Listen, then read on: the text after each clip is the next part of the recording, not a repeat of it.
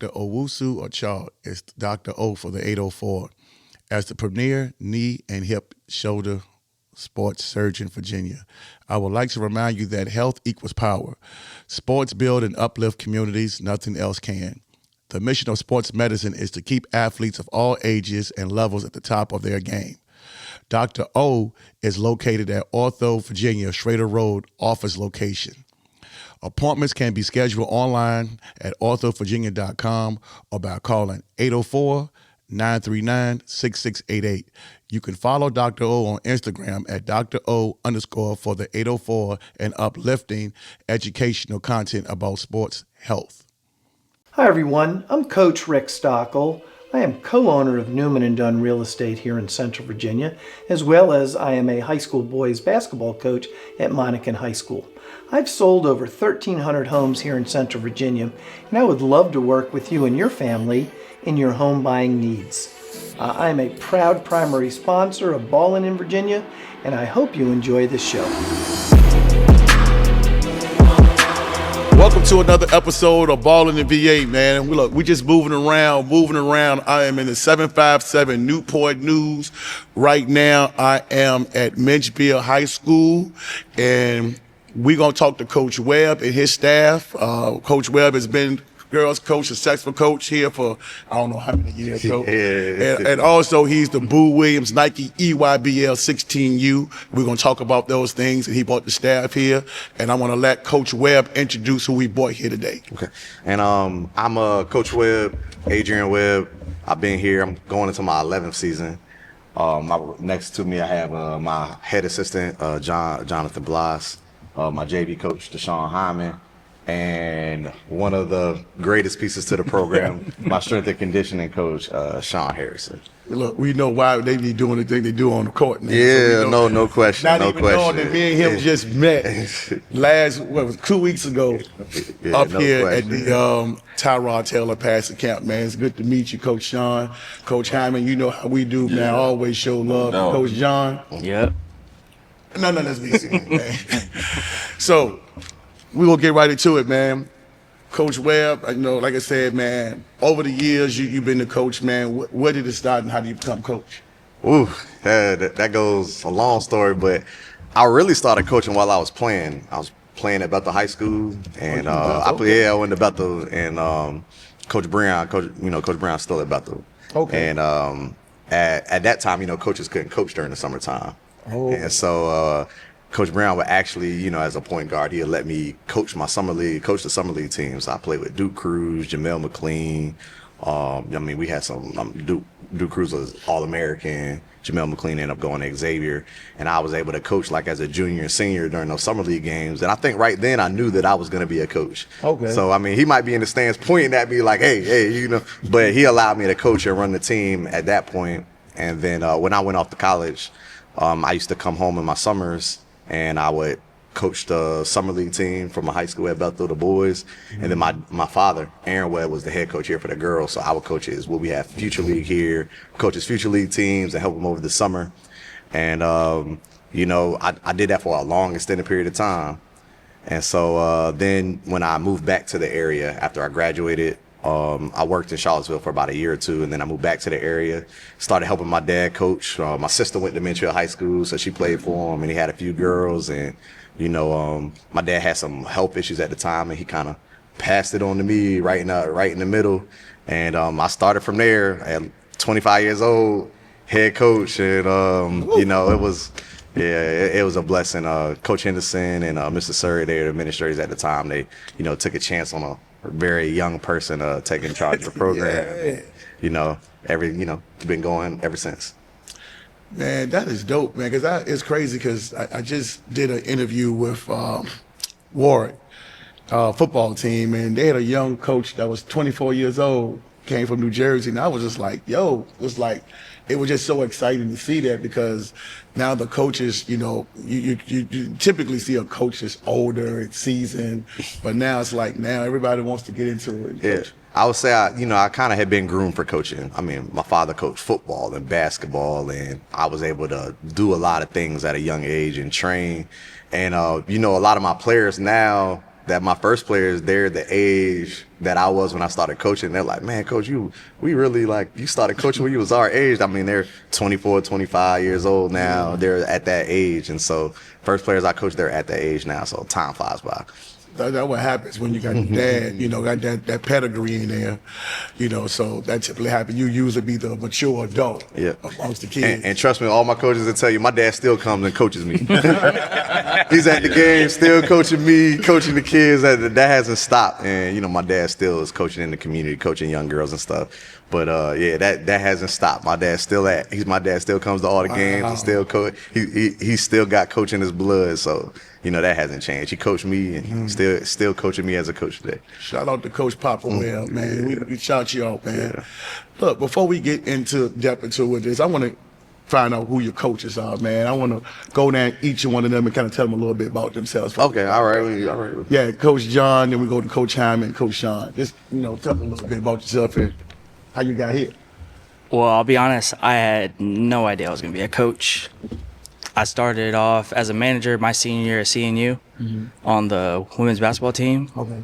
After I graduated, then I became the director of basketball operations. Okay. I think my first year at Menchville was at 2018. And then the following summer, that was my first year of coaching AAU. Wow. Yeah, it's funny. Coach Broderick over at CNU, he just he took my JV coach at the time. He took my JV coach and brought him over there with him, and he was like, well, I'm taking your JV coach. I know they're going to be an assistant, but I got our guy that's really good, and, you know, he'll really help you out. And it was John lived right across the street at the time. He lived right up the road at the time. And so it's just funny. He called me and brought him in, and then it's been great ever since then. That's dope, man. That's dope. Like I said, again, coach right in here, so that's convenience, I guess, right? Just fate. So, no, that's dope, man. Coach Hyman, what's going on, bro?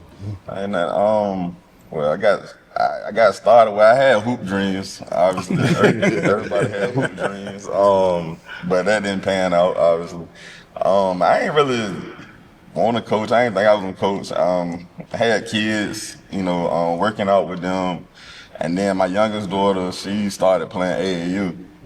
And the AAU coach that was coaching her, he heard me in practice, like talking to the girls, you know, saying, he was like, you know basketball a little bit. So, you know, kept going on. He was like, man, the following year, he was like, would you be interested in helping me coach? Oh, you know what I'm saying? So, right, yeah.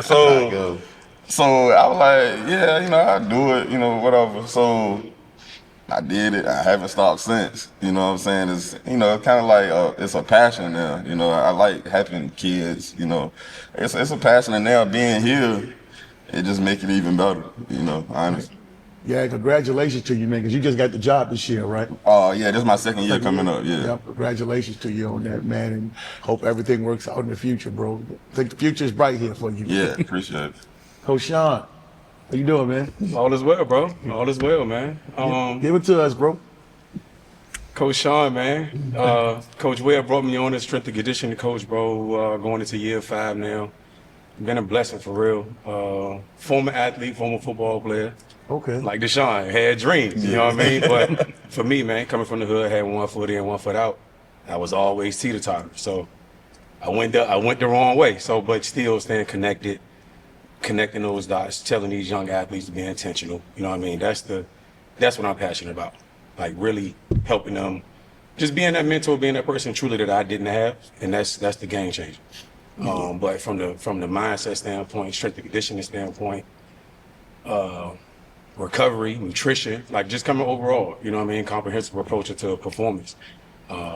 Having a major injury myself, tearing my ACL, my MCL, lateral meniscus, had me on the verge, you know what I mean, like suicide. So looking from the recovery standpoint, from like the mental aspect, it was a game changer for me to implement the things and what we do for these athletes. It was just a no-brainer. And then like experiencing it, but having a cheat code to have my wife as the yoga instructor. Oh yeah. So for me to write it up was one thing, but to have her as the cheat code to help me implement it, it was shit. Here we are 5 years later. You know what I mean? So it was a blessing, man. Like everything that I went through ain't happened to me, happened for me. For real.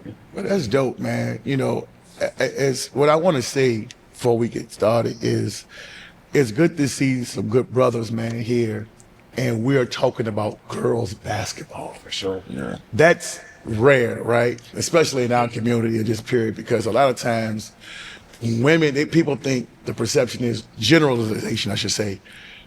If you're talking girls basketball, you should be around a bunch of women.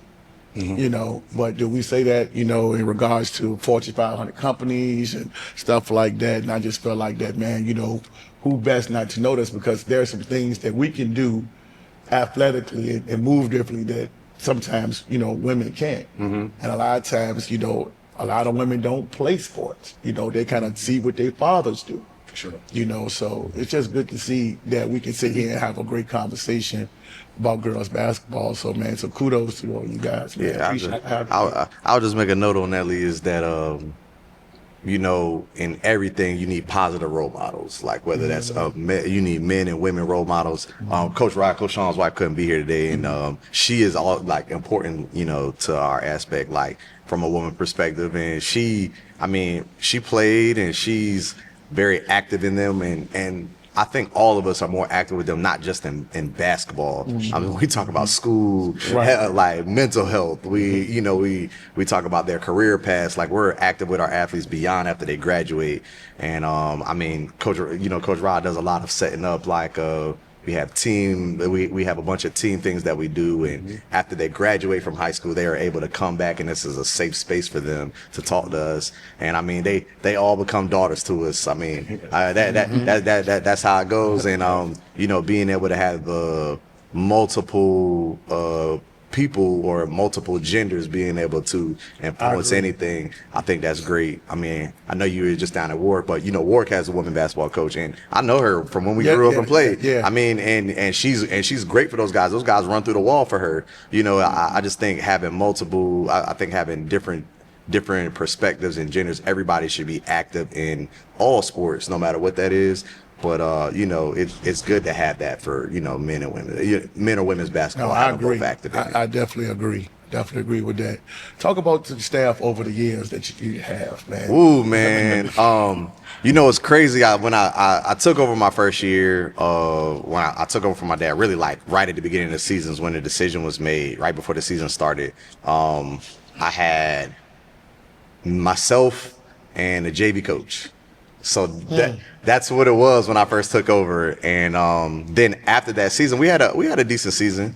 And after that season, my JV coach left, and so then I kind of had to rebuild the staff from scratch. I started like at the base, and you know, one of my better friends, Paul King, he just moved to Florida, but he started with me, and then I brought in Earl Tabor on this. Now he now moved to North Carolina as well. But Earl, I mean, and they were really there in the beginning grind of us working with young kids and working in the middle school, and the years where we really had we really were grinding. We might have one girl on the team that could handle the ball, and we were developing ball handlers and developing players. They were really here at the inception and develop at a program. Shout out to PK and Earl, man. They you know, they were wonders for my program and helping me develop. And then as time came on, you know, John was able to come on, and I mean, we just had a group in the team. After Earl left, my next JV coach was AJ Hamilton. He's now the head girls coach at Heritage. He took his first job over there, and I mean, he was great. He came on at the same time as I got Sean, you know, for strength and conditioning. Sean came on in strength and conditioning. It's not an accident that we became state champions during that time. And so over the time, you know, everybody will kind of make jokes about how big our staff is and it looks, but I started with nobody. I started with like 0 people. And so having a staff that's supportive, and I mean, we have fun together as a staff doing this because we're all in it for the right purpose. It's not a lot of egos. I mean, everybody's able to contribute in their own way. We don't have to, we don't deal with that, and we're all know what we're here for. Right. And so as our staff moves in that manner, our staff moves that, it's great for the kids. And you know, I'm very intentional about who I pick on the staff and who I've hired over the years and who's been able to stay with us. And so after AJ left, then I asked Deshaun to come over, and he's been real good for us. So, Hammond's been really good. He did his first year at JV, and, he's been here helping develop the kids as well. So I'm very intentional about who I pick with the staff. Oh, we know. Yeah. I mean, I learned that about you. Yeah, good people matter more than, in terms of basketball IQ, we're all students of the game, learning and trying to get better. But good people matter most. And the one thing I just really think about my whole staff, I appreciate them, is that I got really good people that are great role models for kids. And so, that's been a big thing. We just finished, again, I got to go back to the work interview. They were saying the same things. This was big on personalities with the staff and, not taking on so much, just say, okay, well, it's Coach Sykes, shout out Coach Sykes, that he did this. And Moody was like, nah, man, it was too much on him. We got to, try to spread this thing out. But you want to make sure you bring the right people in here to do these things, because it's not going to work, or it's just going to take time. And people don't want to talk about when you first started. No, the tough years. Yeah, the tough years. And like I said, if you come to a playoff game or Christmas tournament, you see our seats lined with coaches, and all of those coaches have input on those kids and influence on those kids, and they all there and they have a purpose. And I've been coaching games where it was just me standing up trying to manage 14 kids. So, now as you're at 12 to 13 kids, it's good for them to have people to talk to and interact with and train with and stuff like that. Yeah, I give it to y'all, man. Y'all look, I did, when Hyman was talking about, him just fell into it. You talking about how he was just, being a dad. I went through the same thing. And I got pushed into this because my son played, and Coach said, hey, which was a woman's coach, because she was coaching boys at the time during the summer, but Coach Henrico girls. And it was always, hey, you want, like, nah, I don't want to coach. I just want you to coach him up. Well, I kind of need you, kind of do some things. I know you know the game and stuff like that. I was so glad when I got out. So that's why I said, trust me, Coach has his days, man. Coach has his days, man. I mean, it does. It can wear a tax on you. It's a very rewarding experience, but it's not an easy thing to coach. It's easy to coach from the stands. Everybody, oh my God. Everybody's undefeated from the stands, and everybody has the answers from the stands. I mean, it's easy to do that, but a lot of coaches that really know, they understand. If you really coached or you ran a program or things, they really know how that goes. And coach is not easy. Dealing with player demeanors, dealing with parents. That part right there. That's where I'd have been. It's not an easy thing, but at the end of the day, if your purpose, if you know what you're doing it for, and you remember the purpose is about kids and their development, it's not about you as a person, and which it's not about your feelings. It's about if you're trying to provide the best environment to help that kid achieve what they're trying to achieve, or the team achieve what they're trying to achieve. All of that stuff, it goes out the window. At the end, you'll feel rewarded for what you've done. Well, that's good, because I couldn't handle it. That's just too mentally, man. The parent today. Yeah, much different from. I think my last coaching year was 2012, so I was just like, I couldn't. I'm glad Coach retired and just was like, hey, but I give you guys a salute, because I know me and my mouth, and Coach used to be like, if y'all turn toward the kids, if you turn around and look at the staff and look at your parents, you can be sitting down here with me. So don't look back there. Just keep what's going on. So that was always big for her. Shout out to my coach and my mentor, Coach Atkins. She didn't play no games. So, legendary coach at that. I'm gonna go into this EYBL, man. Nike, how you get into that, man? Because wow, that was you deeper than this thing, bro. Oh wow, man, you way deeper than this. So one of the big things is I try to I first just wanted to help. I was coaching. I'm seeing young kids. I actually wasn't planning on coaching the AAU at all. I was sitting around. We have the Black Widows the Boo Williams Black Widows organization that's around.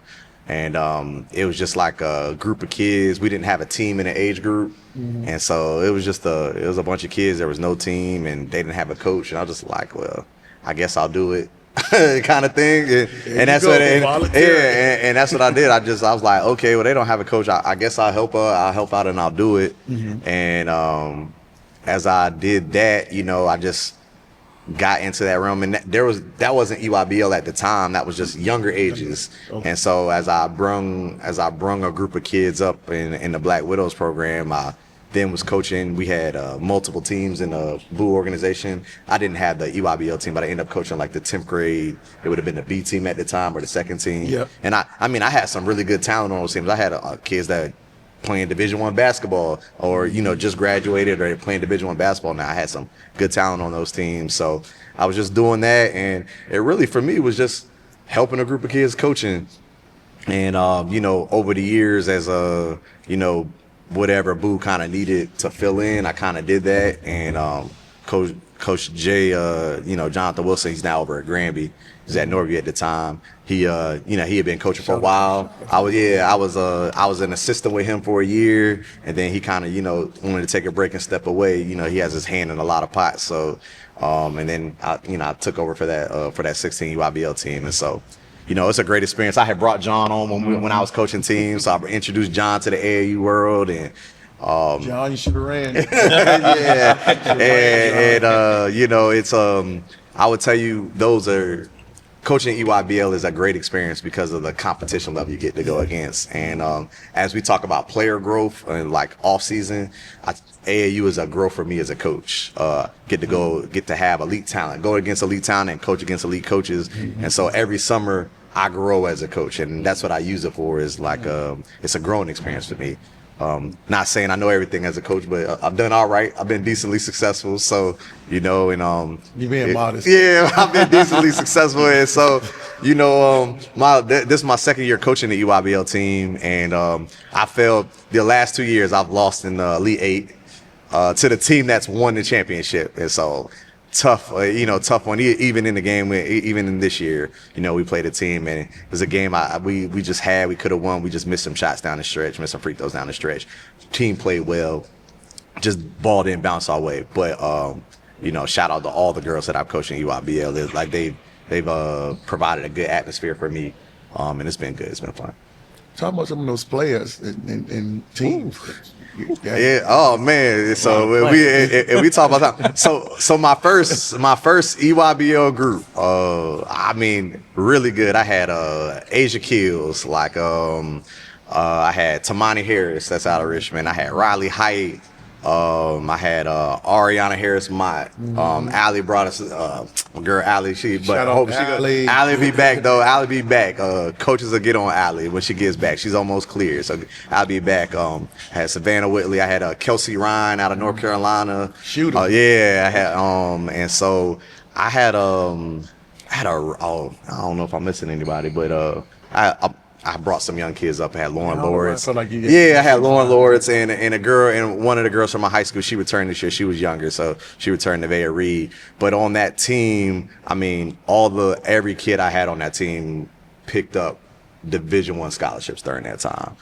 They were a really good, could really shoot the ball. We were long, athletic, won a lot of games, and we had to send a couple kids up. We had some injuries at the older level, so Asia had to go up. We kind of had to revamp our team a little bit, and then when we got to Chicago, at Nike Nationals, we were playing real well. Like I said, in the Elite Eight with a chance to win it, and with a chance to win. That group, we had fun. That was a really good group. I enjoyed coaching them. My staff, I had Ed and CJ with me and Alicia, and we really enjoyed coaching that group. That was a good group, and they went and gone up. So going into my second year, I had just learned a whole lot about that. So as I put together the team this year, we got better every session over the course of the summer. We just got better, and as pieces moved around and came down, I thought when we got to Chicago, I had told them every step of the way, our goal was to be our best version of ourselves for Chicago. And when we were in Chicago, we won a lot against some good competition. We won a lot of close games, tough fought battles. And like I said, we had another chance to win. So, shout out to my group this year. Really appreciate y'all. Y'all did a great job in what I have. And so a lot of those girls, be moving up, and they'll be successful. Recruitment always goes to the roof as they play. Those baselines are filled when we play games. Every school in the country that you could think of is there watching them play. So I was proud of what they did this summer. Yeah, I missed it, man. I missed all of the stuff. Yeah, I know, Lee. I know you missed it. I know. You was at Boo. You was in Hampton, but yeah, that had me doing everything. I was like, you know what? Yeah. I just did it. So every time I said, all right, I'm gonna watch Webb now, and I was like, next thing you know, I said, forget it. Yeah, no, I'm with you. No, I'm with you. Yeah, so yeah, but no, I'll be back next year though. Yeah, I'll be back. no, We'll be able to no, watch this and- thing and watch this thing grow, you know, and definitely gonna be here for some high school games that you got this year. Yep.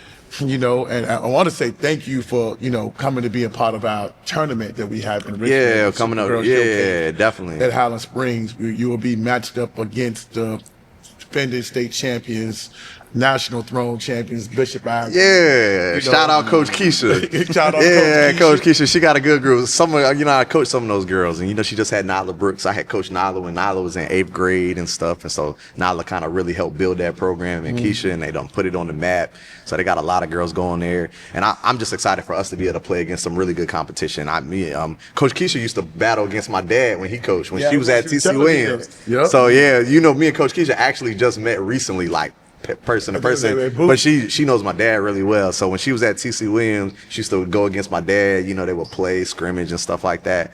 And so she's done a really good job there at Bishop Ireton. And you know, I'm excited to play against. We haven't played against each other. You know. It's gonna be Yeah, something. so it's gonna be fun, and I know it's gonna be a good event and everything. So you know, it's exciting for my girls to be able to get those kind of games. It's going to be something because, again, you know, you don't have to worry about facing Nyla Brooks. Yeah. you dodged the bullet. Yeah, I dodged Nyla, but Coach Keith's like, take it, don't let her fool you. She got some young kids coming in there, and I know how to coach them. Don't worry, yeah, she I'm definitely like, did. Jesus, Keisha. She got Every some time young you see kids. the so, and I'm Yeah. saying, and so I think with you guys got coming back next year, man, you guys got a great team coming back, and I think that'll prepare you to go into the playoffs to see a team like a Princess Anne, and I'm hearing Kings Fork.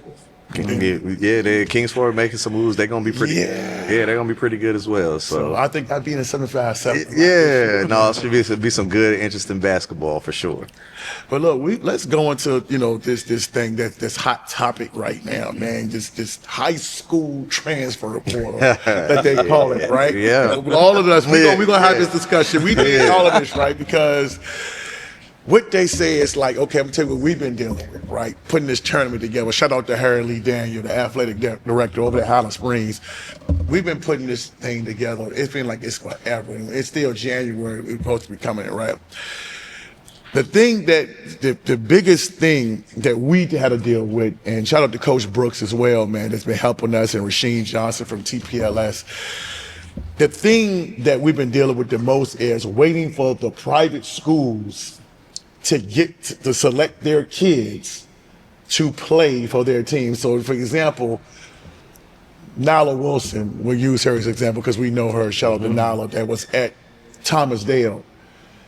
And then all of a sudden, you find out that, oh, she's leaving to go to IMG. And I was like, wait, huh? When that happened? Right. And also Asia Kills decided to leave Deep Creek and go there. So it's like, all right, well, hold on, Coach. I'm trying to put my roster together. So now is the time where they're starting to finalize their roster. So a lot of times we can't even get commitments from teams because they're still building their roster because most of them are AAU coaches. Right. So let's go right into it, man.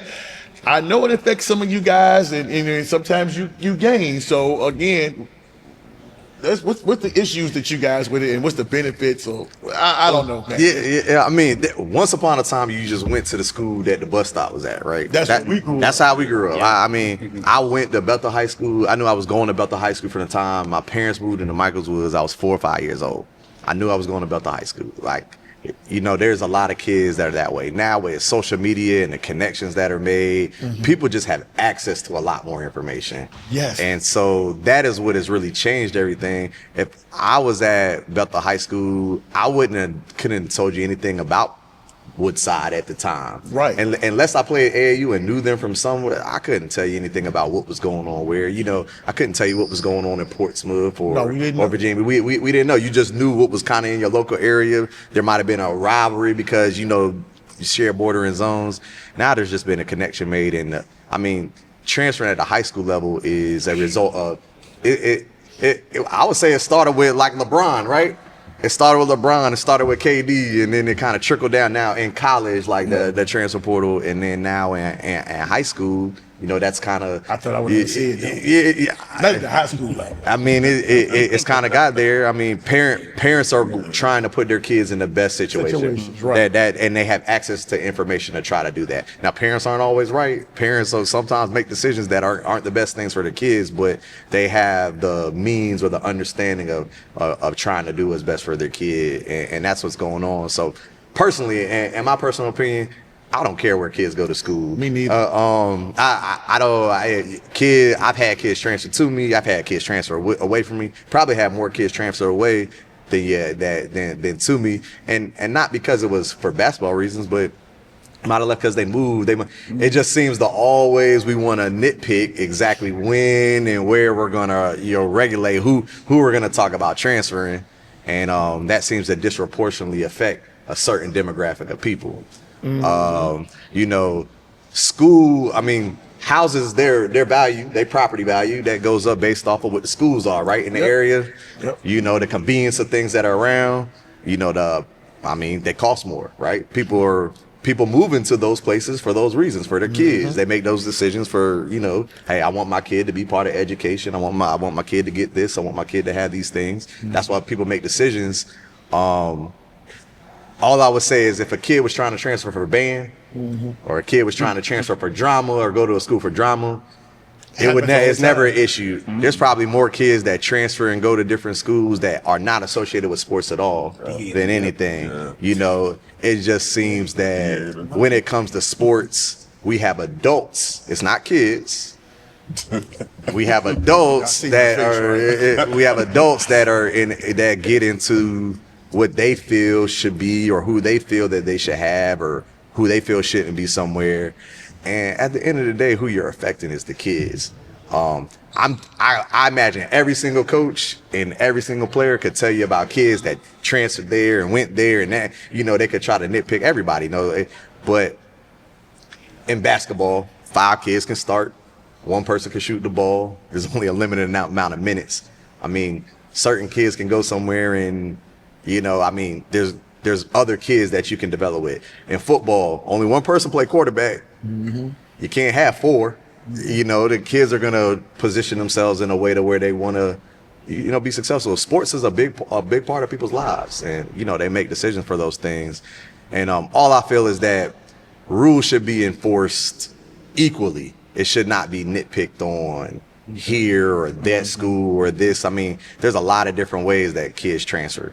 I'm sorry, when you're a junior in high school, you didn't decide that you wanted to all of a sudden cook, and now you transfer to do culinary arts or whatever. Right. You didn't decide as a senior all of a sudden, now I want to go to this STEM medical program, and that's how I'm going to go to that school.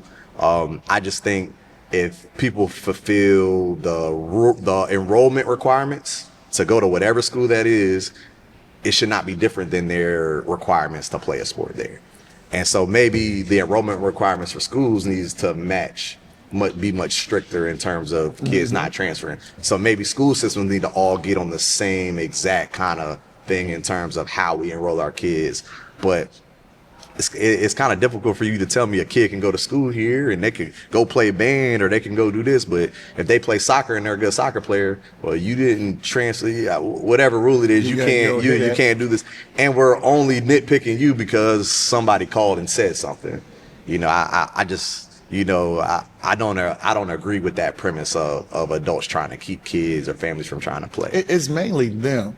And I got a question for Coach Sean too, as well, but I'm gonna get to that. The thing that the issue with me is, we grew up when there was 3 classifications: single A, triple A, and here in Virginia. Yep. And double A. Now, because of the expansion, and I guess people were complaining maybe, and first of all, the kids in Northern Virginia was always the bigger classification. Yep. They the ones that started complaining. And it was like, so the 7-5-17s were the ones winning the championships with the smaller classifications. So you're making all of this money. And this is, and let me preface, I'll go to the camera here.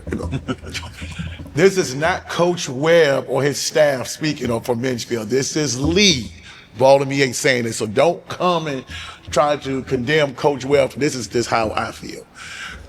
If you got all these different classifications and you're making money from this stuff, what did you think that was going to happen? The schools fluctuate every year. Okay, we just talked about it with Warwick. Warwick went from going to a regional, winning the regional championship, going to state semifinals, and being a Class 4.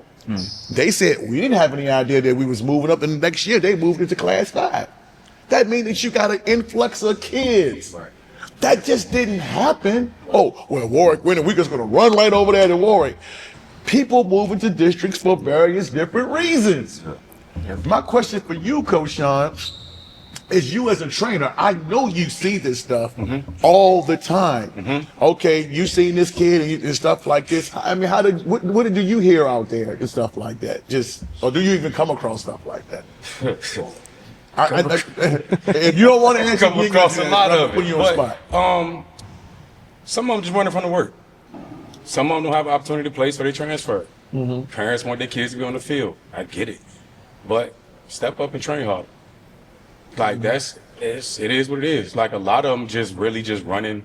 I'm running for playing time. Right. You know what I mean? If you train harder, take your off season training more serious. That's something that we talk about all the time. That's when you yield response. That's when the progression happens, development happens, when you take all season training serious. But most of them just run from that. They hop school to school. Couple of kids like, you about to be a senior, you'd have been to 4 or 5 high schools. That's we've seen that recently. But I mean, I see it. And even we've seen that recently. I train a couple of kids right now. That's in one of my groups. Few of them transferring for various reasons. You know what I mean? Some parents bought a house, they sold a house. That's one situation.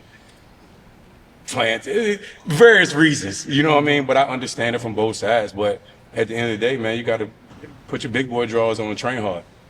And that's what it is. And that's my issue with the VHSL, and it's just my personal issue. You got these different classifications for a reason, so you know kids are going to move around from different schools. So why is it a big deal if a kid decides to go from Woodside to Menchville? Correct. What's the big point? Correct. So I'm just like, I don't understand it, and then you entertain it from maybe coaches. Or matter of fact, we got that in Miami with the coach, the NFL player, Teddy Bridgewater. Yeah. And from the here out, he's not even a coach. Oh, he's the coach, but I guess because he has resources and finances, you think he has a competitive advantage because it's okay to beat up on this school, but then when he come over there to give the resources over here, now it's an issue and you want to suspend him for what? Right. I don't get it. Well, speaking from the trainer standpoint, not from the financial standpoint, but we didn't got some hate. They say we cheating. How we cheating? Because we training and doing it the right way and how it's supposed to be and what the program and what I've implemented. But to hear that is like, we don't have an advantage. We just take training serious. We take preparation serious. We know what it should look like. You know what I mean? That's not cheating. Like, that's the craziest thing I've heard. But yeah, bro, like you got to eat a certain way. You got to recover a certain way. These things got to be implemented and have a real plan in action, a plan in place. And that's what we have. I mean, there's various good programs. I mean, people, like I said, people move into areas for different reasons. Perennial good programs, you're not going to tell me that every single kid grew up right around the corner. People move into those areas for the program. They move into what they want to see. People set themselves up for what they want down the road.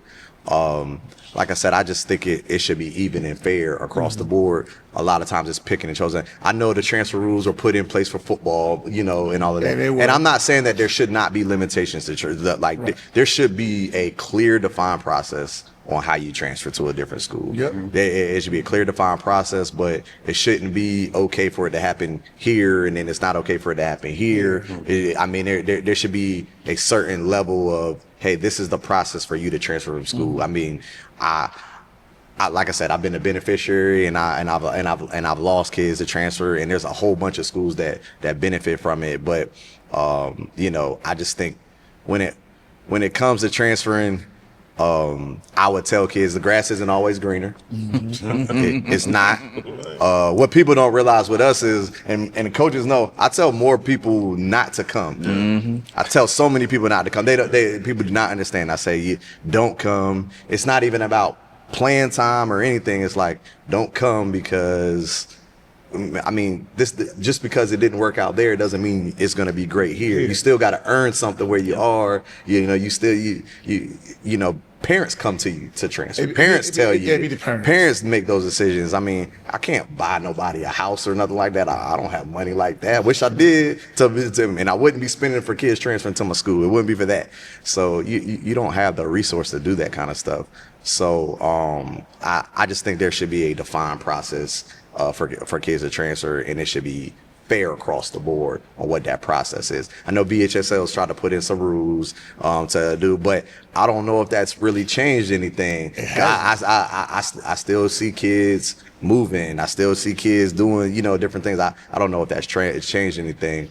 I just think enrollment in school and transfer, that's all shit kind of match up. Yeah, it should. I don't think it's changed anything. I mean, you got Darryl Overton, that what he went through up there, and because he coaches had an AAU team, and now you have these coaches that coach AAU. So of course, if these coaches, especially he started young football team, so if his parents that he feel comfortable with his program, why wouldn't they be inclined as they go up to get to high school? And if he's coaching high school, they're going to go and feel comfortable with the coach who they've been coaching. Like the same thing with you. If you got girls that's on your AAU team, and if that parent, we're creatures of habit. We tend to stick to what we know works. Yeah. Yep. So if I think that I got the success here, what would it take for me to be able to come if I don't live in that district? And that's what you're seeing now. So I just feel as though that if you got the rules in place, and according to what Coach Overton said with the VHSL, they got outdated rules. And what they're going to have to, if you want it under control, if you feel like it's out of control, then you're going to have to, the judge in that case stated, which is public record, stated that the VHSL needs to update their rules. And this is public record. So if they feel as though if it's a problem, if you need to change something, then change it. But don't sit up here and have these coaches, because the coaches that feel like they don't have the, I'm take it back. They can do whatever they want. They choose not to. Absolutely. Yep. And as long as they were winning, it's not a problem. When they see their counterparts winning, that's when it becomes a problem. Yep. I would tell you, Lee, that one of the biggest things that's going to happen is if you try to limit kids making decisions between schools, public schools, what are they going to do? They're going to run to the private schools. Yep. And so the teams that you have that bring in so much money, the teams that you have that are all the great athletes that we've had in public school for over all these years. I mean, these private schools are getting built now. St. James is built. Don't think it's something won't happen around there in Richmond and Petersburg. Don't think something's coming. I mean, private schools will be the beneficiaries to VHSL, and your better coaches will go to private schools. You'll have things done because parents are going to try to do what's best for their kid. And they're going to try. Do they always know best? No, but they're going to try their best to do what's best for their kid. And so all of those things are going to come into effect. And I just think, okay, well, you're going to limit me from going from Menchville to Denby. Well, if you're going to try to limit me there, I'm just going to go to a private school where I know a coach, or I'm going to go here where I know someone. I'm just going to try to do that. And that's what you're going to see start happening is kids leaving, and then the VHSL is going to be left with maybe not the best talent. And so once again, I'm going to clarify for everybody. I'm on board for a kid playing wherever they want to play. Me too. I've always been on board. But that doesn't have to be at my school. I mean, I coach football league. There's a lot of kids that are zoned for Menchville that are not at Menchville. They playing for other programs, and I mean that's just the truth. And we build with what we can. We work with what we got. In basketball, I have been the beneficiary sometimes, but our job as coaches is to work with the group of athletes we have and provide a program that makes people want to play. I take it as a compliment if somebody wanted to come play with my program. I mean, it's a compliment. It speaks to the work. And, I would tell the parent in the quickest, like, just because we're winning, that doesn't necessarily mean that's the program for you.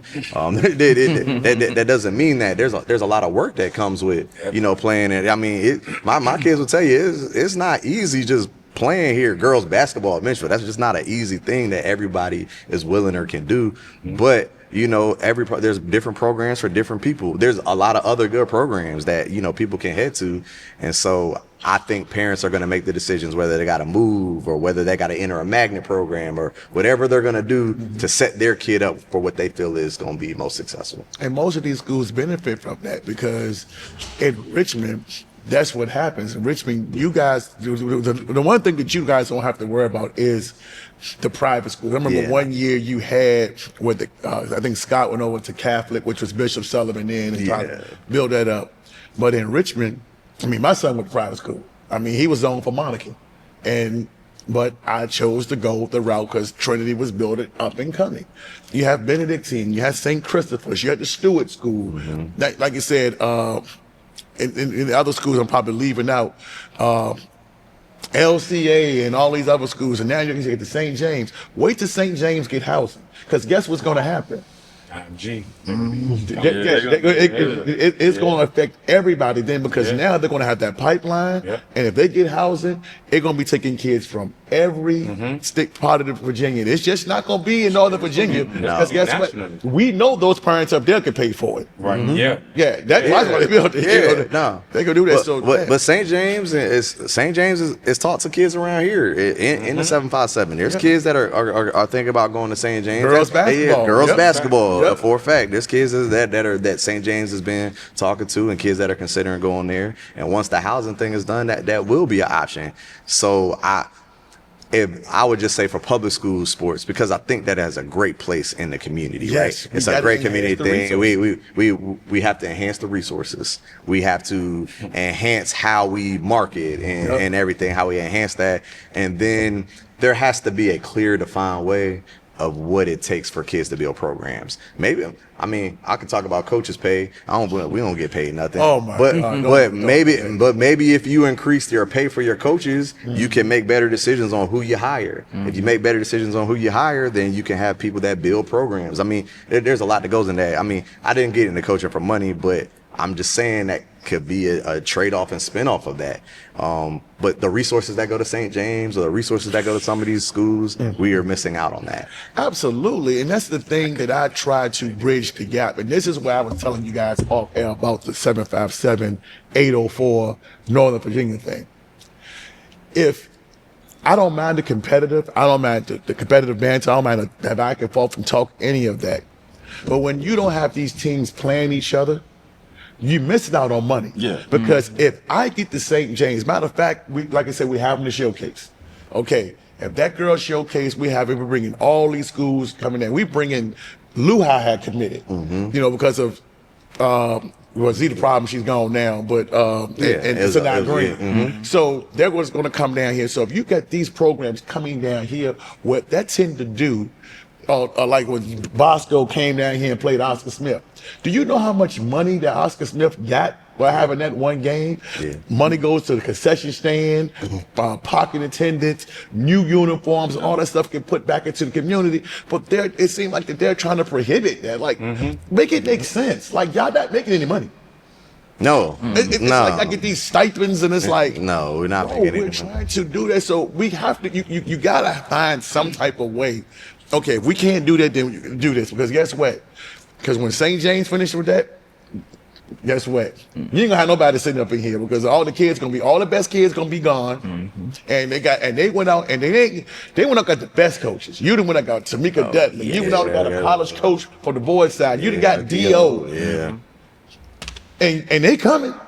So, if you think this is an issue now, it's going to become a bigger issue when the housing go up. And at that point, I don't know what's going to happen. So I'm for one that's advocating of trying to kid go whatever you want to go and try to keep the money in the communities. That's just me. But even though I may sound like I'm contradicting myself, but there was a reason why I was sitting there, because I didn't like the coach. So I can say that. He was my next door neighbor and I didn't like him. So he couldn't coach. So that's why I opted, and they hired him as a JV coach, and I opted, said, I can't deal with that. And my son said, well, I'll transfer my junior. No. We won't go right now, because I don't feel like, he was my son's middle school coach. That's why I made that decision. And when my son went to the 8th grade, he left and went to high school, and I said, okay, bet. And my son got to play more and showcase, and that's why he ended up doing what he ended up doing. And 9th grade, I'm like, nah, I couldn't get into LC Bird. So I was like, all right, couldn't get into Clover Hill because there was only 75 slots over there. So he didn't make the slots out of 400 kids. So I had to go private just because I chose not to. But I am an advocate of keeping the kids in the community where I went to school at, in the city of Richmond. But, that's just it is, you know. But speaking, like, from the parent part, I definitely knew I wanted my daughter to come to Menchville. Like, because, I had talked to Webb, like, here and there, like, through the years, like, because, he was at Boo and all of that. Seeing him coach for one, he know what he doing, exactly.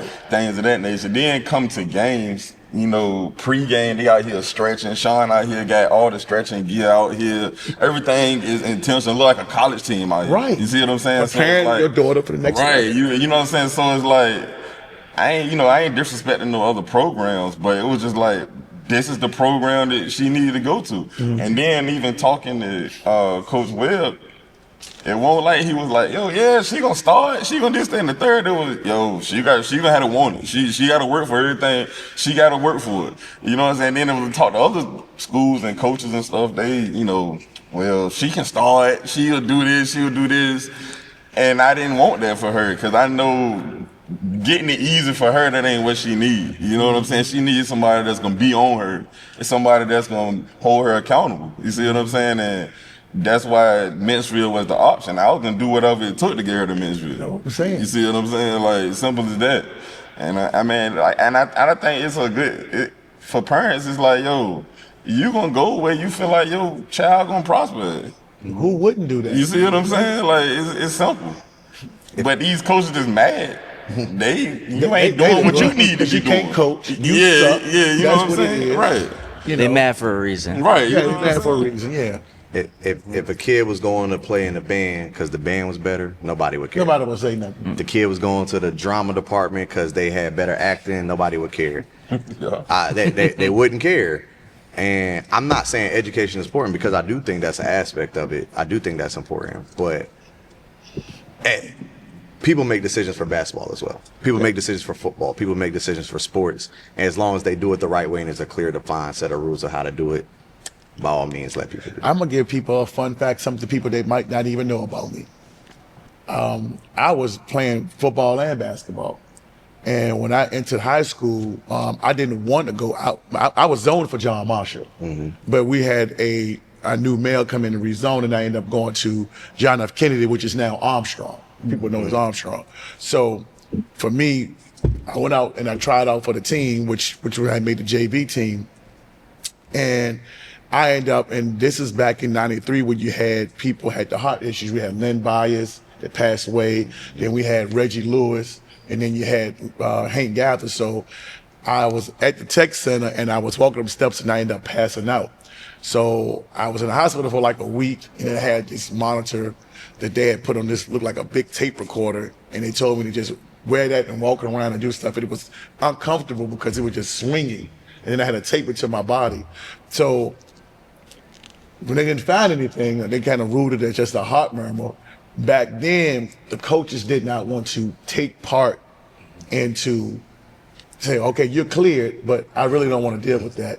Then, of course, my attitude wasn't the best, so which was, I think, was the main issue. But when I came back, the coach was like, I said, hey, coach, I'm cleared. He was just like, nah, kind of afraid that, pretty much telling me in a way, I'm not going to really play you because of this issue until I know that. Now, maybe if I was maybe superb in the way that maybe he wanted, maybe that could have been a different issue.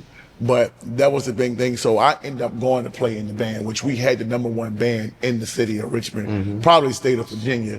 And people were coming to John F. Kennedy just to be in the band. We had people living out in Huguenot, going, transferring over to Kennedy just to be in our band, which was kind of crazy, right? But like I said, nowadays, but you don't hear about that. But nobody called. Nobody called. You got Patrick Henry out there in Ashland, 15-time state champion in volleyball. You think that you telling me the best volleyball players are in Ashland, Virginia? Right. Are you kidding? In Hanover County? Right. Come on, man. Like, come on. Like I said, parents are gonna make decisions to put their kids in good situations. Yeah, so but yeah, man, but that's the whole other thing, man. Like you said, rules should be the same for student athlete for everybody across the board, and I agree with that. Let's go into the upcoming season, man. What the team's gonna be like, your future and the kids, bro. Yeah, no, I'm excited about our upcoming season. I think my players are, coming off of AAU, they all ready. They asking me when we're back in the gym. We're dead period is starting now for yeah. So we'll get back in the gym, in a couple weeks or whatever. But we got pretty much our whole team returning from last year. We lost 2 seniors, one senior starter, but I think we'll be able to replace that with we had some young kids. We were mostly sophomores and juniors. I had 2 freshmen. Okay. So I think we built a lot of team chemistry. We were kind of like a new team together last year. Okay. And now we've kind of built some chemistry. We played in the live period in Carolina. Okay. And we went down to Carolina. We played really well. Played some top teams out of Carolina. Mm-hmm. Some of the teams that are looking to win the state championship down there, played them, and we played pretty well. And I'm excited about the year. I obviously we've been running into the Princess Anne monster for a little while, but those have been good games, man. Dozier my guy, but he already knows, like, we've done that. Kings Fork is gonna be good. Fork will be good. Kings Fork is gonna be good, and I don't put past any other programs. You never know. I would tell my kids that we're going into a whole new year, a whole new set of different challenges, and so we're gonna take we're gonna. Gloucester left our district, so we get a few extra games. So we're gonna play some. We're gonna play some competitive games. Like I said, we're coming to an event in Richmond to play. We're coming to play Bishop Ireton. I'm coming back. I think the following week we're gonna play LC Bird. Ooh. And so we had that schedule. I think we're So we're coming back to play Bird. So we have some things on the schedule. We go to She-Got game to where we can play some some good competition and try to get ready for the year. But I'm excited. Where we're at, and I have some good young kids coming up, and I coach my feeder middle school.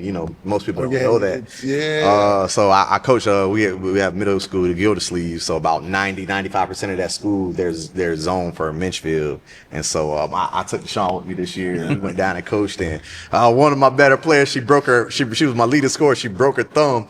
And we lost in a semifinal game in a close one. We was undefeated until that point, but she missed like the last 2 or 3 games. But I got some young kids that are coming up, and I'm excited for where we're. I feel like we're gonna be good for the next few years. Man, I felt bad for you, Coach. I ain't gonna lie. I watched that Menchville game, man. The Princess Anne game. Yeah, I watched that game, man. I was watching on Sports Plugs live, and.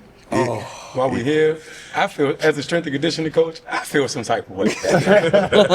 No, for real, like, I take this shit to the heart. My bad. I take it to the heart, but, like, bro, like, I'm sitting there, I'm like, it's me. Like, it's me. Like, Dre, obviously, he draw the X's and O's and, manage the game and all that, but I'm like, what the hell am I not doing, though? Like, you know what I mean? Like, this year 3, first year we got over the hump, back-to-back 3 years. Damn, like this strength and condition, this mindset, this is something I gotta do. I gotta unlock something else. But a couple more weeks, we on it. It was a great game, right? We pushed Princess Anne to the brink, and it's good. Like I said, shout out to Coach Dozier, man. Keep teaching me lessons, but I keep growing from it. So every single time I keep growing from it. So we've been there in close battles with them the last few years. If I talk about my first year trying to go to the state tournament, was at the Scope.